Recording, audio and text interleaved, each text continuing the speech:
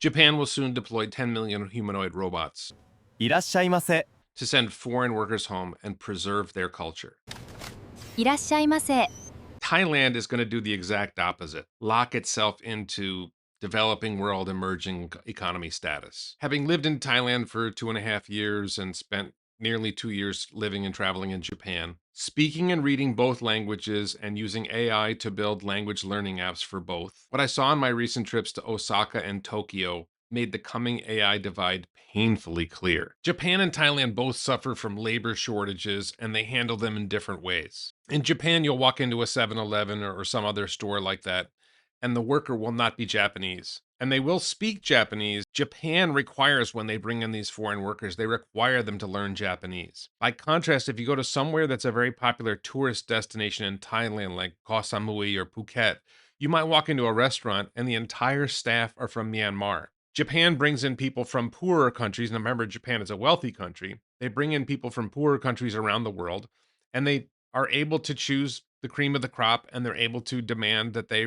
learn Japanese and they meet other standards. In Thailand, they're drawing people from Myanmar, from Laos, and Cambodia primarily, and they're working illegally. In Thailand, in the 7-Elevens and the large corporate operations, they're hiring Thai people.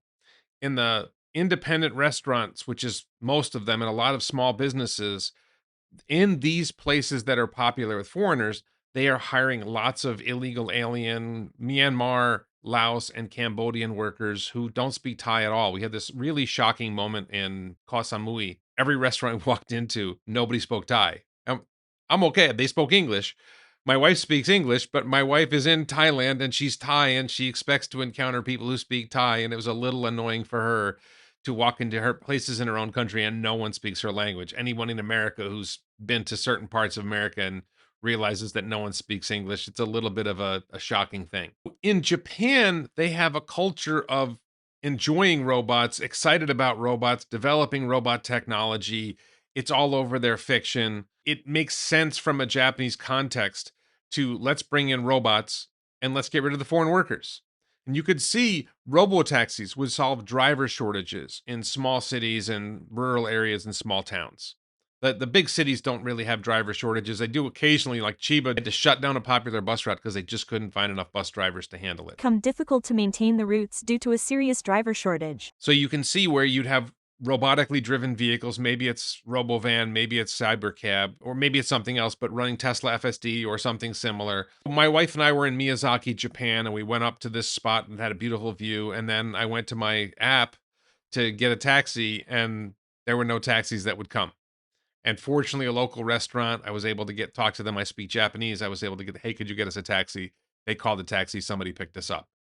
Otherwise, we would have had to walk like 3, 4, 5 kilometers at night. So you can see where a world where you have a large number of cybercabs roaming around available, you're going to be able to get a ride a lot easier in a place where it's hard to find drivers. They don't have a lot of foreigners driving cars in Japan. That's something they seem to restrict to Japanese people, and it's a lot of old retired men are the drivers in Japan, and they're very good and they're very professional. Like any 7-Eleven you go into, like where's the Japanese people? There's so many foreign workers, at least in the big cities. And you could easily see Optimus, as you saw in the clips I showed, you could easily see Optimus いらっしゃいませ。 working in a 7-Eleven, and Optimus is going to speak perfect Japanese and perfect whatever language you need, and perfect polite Japanese too. There's a way you're supposed to speak Japanese that I'm reasonably good at, but obviously Japanese people are better. A lot of foreigners who learn Japanese aren't good at keigo, which is the levels of politeness and in-group and out-group speak that is central to the culture. Optimus will work late night shifts. Humanoid robots will generate zero civic friction. There's no sexual harassment claims. There's no problems like that. And by removing the foreign workers and having Optimus adopt Japanese cultural attitudes and Japanese language and Japanese style, you're actually restoring Japanese culture and Japan becomes Japan again. I want to take this further. Japan will supercharge their economy with 10 million Optimus robots, with robo-taxis everywhere that will make their economy function much better. It will increase their productivity. They will succeed on a much greater scale.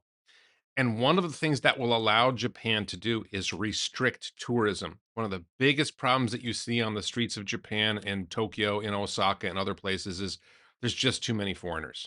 I'm saying that as a foreigner who's been in Japan on and off for over 30 years, that it's borderline shocking to see so many foreigners on the streets of Tokyo, on the streets of Osaka, many tourist destinations that used to be 90, 95% Japanese with some foreigners. Now it's like half foreigners, 75% foreigners. You don't see that many Japanese there. With this boost to their economy, Japan will no longer need tourist dollars, and they'll be able to restrict tourism in a variety of ways that will free up Japanese society to restore itself to where it was in the past. This will protect their way of life, their culture, and their peace once automation fuels their economy. I even have this idea in my head that the way they do this is they require you to pay to have an Optimus travel with you wherever you go in Japan, let's say $50 a day. And now Optimus can communicate in Japanese whenever you need that. Optimus can advise you on cultural behavior, proper cultural behavior. And this is a bar effectively to people who can't afford to pay $50 a day for an Optimus robot. I'm not saying that will happen. I'm just saying that's one idea.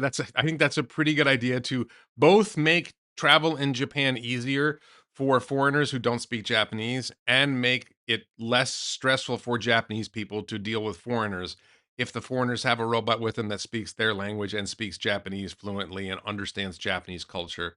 That could make everything go a lot smoother. The contrast with Thailand is so stark. Thailand doesn't have a history or a cultural attachment to robots like Japan does. There's no research universities that have big robotics programs like Japan does. There's no Honda Asimo. And Thailand has a pretty pronounced history of resisting new technology, just recently refusing SpaceX Starlink for a second time. Over 160 countries have said yes. Thailand has said no. I've seen that in hotel stays. I've seen that in other circumstances where my internet access just isn't as good in Thailand as it is in other places like Japan or the United States. Their economy protects oligopolies. There's some 20 families or certain large businesses that dominate the Thai economy. And that's why you're not going to get Starlink is not because of sovereignty. It's because they don't want competition for their big players. Amazon can't compete on fair ground here. And the two online shopping sites, Lazada and Shopee, are nowhere near as good. Thailand relies on very cheap manual labor. There's a little detail here that I don't think I've ever seen anybody talk about is that Japan's economy per capita is about 5 times Thailand's economy per capita, but the cost of living is roughly the same. In some ways, Thailand's cheaper, but in some ways, Japan is cheaper. Cars are cheaper in Japan, just one example. What that really means is there's 5 times as much economic activity per person in Japan as there is in Thailand. So even though wages are fairly low in Japan compared to, say, America, they're much higher than they are in Thailand.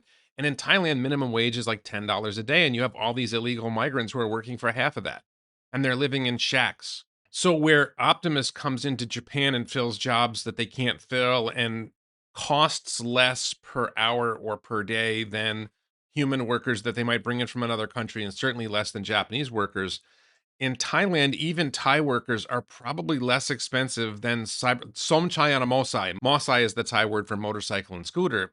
Somchai is a very popular Thai name. Somchai and a Mosai is cheaper than a cybercab.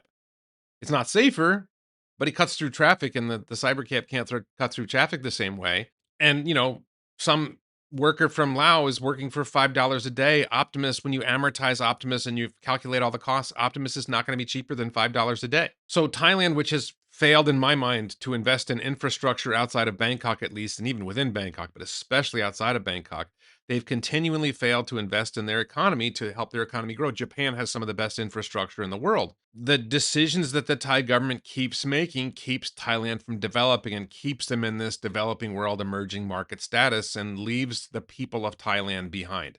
As foreigners, it's great. We come in and we live luxury lives, low cost of living. There's some problems, but by and large, it's great. But for Thai people, it leaves them behind. Thailand could seize the same opportunity, adopt AI at scale, adopt robotics at scale, stop accepting illegal foreign workers, and start using robotics and other technologies to boost the Thai economy and have the Thai economy move forward. It's just not likely to happen. It's just not the way Thailand works. Sabai sabai. Mai ben rai, which is the Japanese shikatanai, shoganai. But in Thailand, it actually stops them from accomplishing things. In Japan, it's like they'll say it once in a while, but they still accomplish things. I don't expect Japan to develop its own humanoid robots and its own robo taxis. They've been working on it for a long time and they haven't succeeded. Tesla is clearly the world leader in this area, and Japan will likely be smart enough to partner with Tesla in some way. I would love to see a Giga Osaka where Japan manufactures Tesla robots and Tesla cybercabs and creating jobs for Japanese people and reducing friction and getting all that stuff together. Panasonic is a longtime partner of Tesla. They have a battery factory in Wakayama, Japan, specifically to make 4680 cells that Tesla engineered. Japan just doesn't have the full stack AI models, real world AI, foundation models, massive training compute clusters. They just don't have what they need to get it done. But they'll import and localize full stack AI that works. Tesla supplies the AI brain and the hardware. Japan works with Tesla to customize the software layer, to customize it for local etiquette, local language, local rules. And then another side of this is that the infrastructure point I mentioned earlier, Japan already has great infrastructure to support this. Cyber cabs will last a long time in Japan because the roads are good. The Optimus will work well because the sidewalks, it's a very walkable place. There's a lot of advantages to having good infrastructure when you're going to have robots working. In Thailand, there's potholes everywhere, there's holes in the ground, there's all kinds of things that will probably increase wear and tear on both Cybercab and Robovan and Optimus and make it harder to make it succeed in this country. I think you could argue it'll be harder to drive successfully or navigate life successfully in Thailand because things are more difficult, but the AI will figure that. If I can figure it out, the AI will be able to figure all that out. Both countries are aging rapidly, but I think Thailand may actually be ahead of Japan now in aging more quickly, having more rapidly declining fertility rate, creating a time bomb in the future. Japan can see this coming and Japan can seize this opportunity. And Japan is more likely to, I'm not saying they're guaranteed, but they're more likely to seize this opportunity to give themselves back the country that they want to have. Thailand, I just don't see them making these kinds of changes that they need to make it happen. I see this more broadly that the world is splitting into nations that will embrace full stack AI and robotics. The United States, at least as long as the Republicans win the next elections, China, Japan, Singapore, maybe a few other countries, and a lot of countries that will resist. Europe is going to resist. India is too bureaucratic to figure it out. And wages are so low in so many countries that it's hard to justify adopting robots when humans are cheaper. Countries will build regulatory moats to protect the status quo, to protect the oligopolies and oligarchies that control the economy, and that will leave the people of those countries behind. And you can see this very starkly in comparing Japan and Thailand.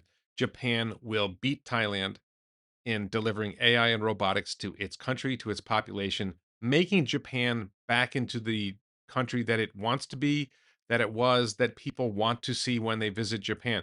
As tourists, we would rather see Japan as Japan, that Japan is this mishmash of Chinese and Koreans and Arabs and Israelis and Americans and Europeans, drowning cultural sites in foreigners instead of seeing Japanese people in their own country.